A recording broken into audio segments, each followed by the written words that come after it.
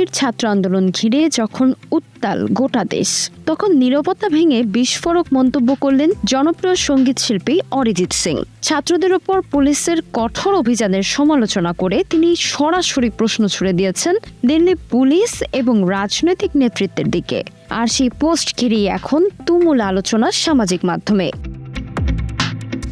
এক স্ট্যাটাসে তাদের উদ্দেশ্য করে অরিজিৎ লিখেছেন, ছাত্রদের মারধর করছেন, আপনাদের লজ্জা করছে না? নিজেদের ঈশ্বর ভেবে নিয়েছেন? সবকিছু মনে থাকবে, পরিবর্তনই একমাত্র চিরন্তন সত্য।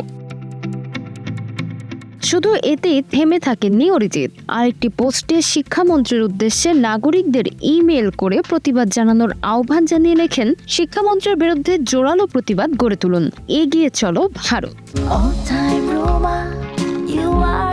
All-time Roma. Taste it, love it.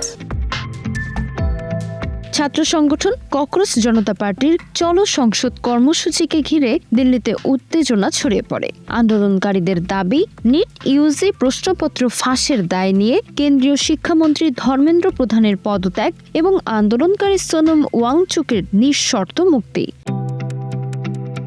আন্দোলনকারীদের অভিযোগ, সংসদমুখী মিছিলে দিল্লি পুলিশ লাঠিচার্জ, কাঁদানে গ্যাস ও জল কামান ব্যবহার করেছেন। এরপর থেকে সামাজিক মাধ্যমে প্রতিবাদের ঢেউ ওঠে। সেই ঢেউয়ে এবার কণ্ঠ মেলালেন অরিজিৎ। এর আগেও অরিজিৎ কর আন্দোলনের সময় প্রতিবাদী অবস্থান নিয়ে আলোচনায় এসেছিলেন এই শিল্পী। এবারও তার স্পষ্ট বক্তব্য নতুন করে রাজনৈতিক ও সামাজিক বিতর্কে যোগ করেছে ভিন্ন মাত্রা।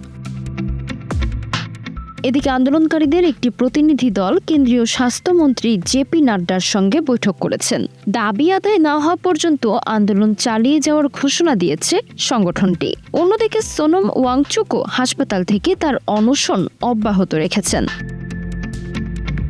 অরিজিৎ সিং এর মন্তব্য ঘিরে সামাজিক মাধ্যমে এখন তুমুল বিতর্ক। কেউ তার সাহসী অবস্থানকে স্বাগত জানাচ্ছেন, আবার কেউ করছেন তীব্র সমালোচনা। প্রশ্ন একটাই, এই বিতর্ক কি আন্দোলনে নতুন মোড় আনবে নাকি আরও বাড়াবে রাজনৈতিক উত্তাপ?